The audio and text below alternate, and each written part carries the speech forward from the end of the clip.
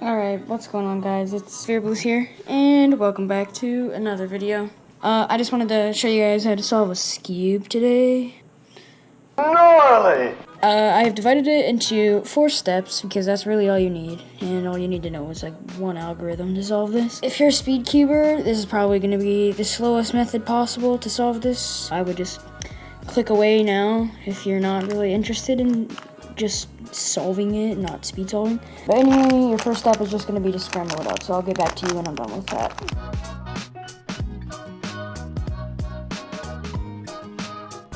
Okay, so now that your Skewb is scrambled, Got it! The first step I have for you is to solve the white corners. Now, the white center here, this doesn't matter. It doesn't matter right now. The only thing that matters right now is getting all of the white corners where they're supposed to be. So basically, I'm just gonna look for another white corner that either has orange or blue on it. So I see this one has orange and it needs to go next to the other orange. So I see that this one's here. It needs to go right there, so I can just twist it up there next to the correct orange one. Now I need to find a piece that has blue on it, which I found one. This is the white, red, and blue piece. This one's facing down. So if it's like facing down away from where the other 2 white pieces are, this isn't good. So what you need to do is you need to take this corner over here and then move it down. So basically, if this is facing down, take it, and so if you're looking at it from a corner, you move it down. So that'd be L. So now it's right here, but it's not where it needs to go. It needs to go right here. This white piece needs to be facing up right there. And the way we do this is that we just twist this piece. So the piece that we're trying to put here, we just twist it and push it up to the spot. And that actually ended up solving the white corners for us. Now you don't need the white center there. It doesn't have to be there.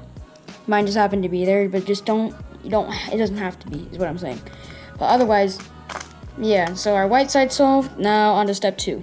Step 2 is going to be solving the yellow corners. It's going to be kind of similar to the white side. And make sure you're doing this opposite of the white side. So like the white side is right here. You're going to be solving the yellow corners right here. So you can have 3 cases.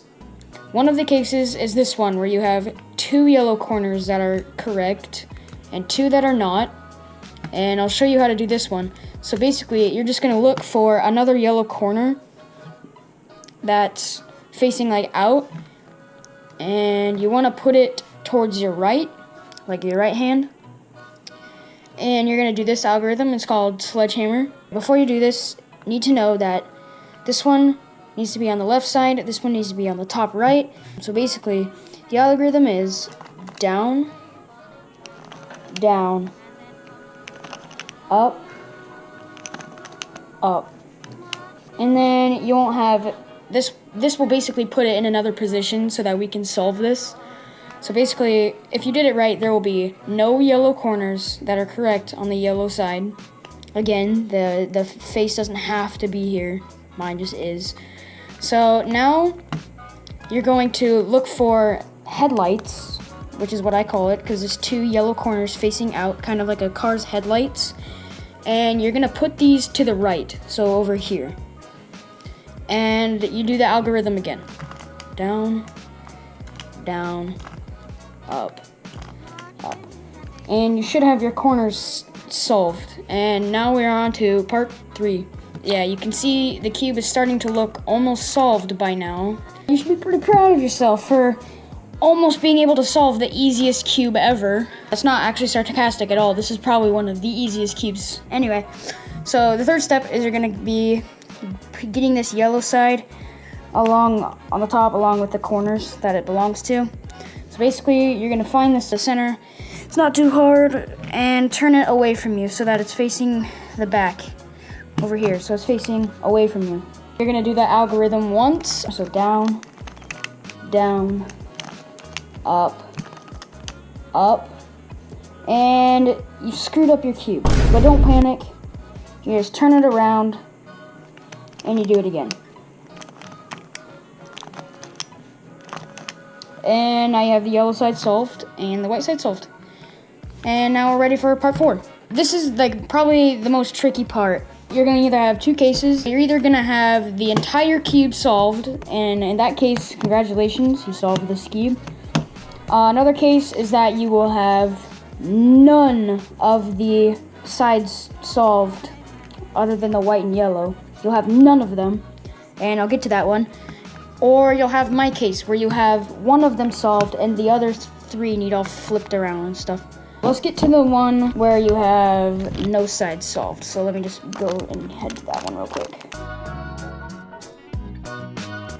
Okay, so if you find yourself in this scenario where there are no sides solved at all, you can just go ahead and do sledgehammer, just like the way we did with the yellow. So you're just gonna go, it doesn't matter where you do it, as long as the white and yellow sides are to your left and right.